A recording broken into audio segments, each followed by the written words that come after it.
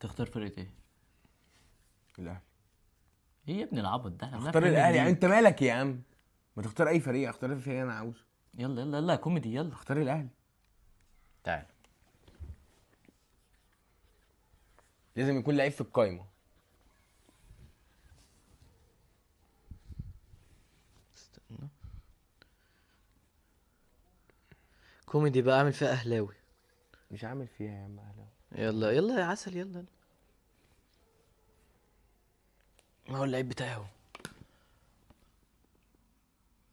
يلا بينا، بس انا عايز اتاكد بس ايه على حاجه منه. ان هو لعيب كوره. اه. يلا يا اهلاوي على السول.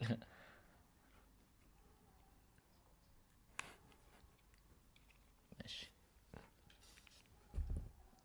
مش هكتب حاجه خلاص، امسك كده. هات. انا عرفته خلاص يلا. عرفته خلاص. اه. ماشي. 5 اسئله هم. ماشي. اللعيب ده من ناشئين الاهلي. اه. ناشئين الاهلي.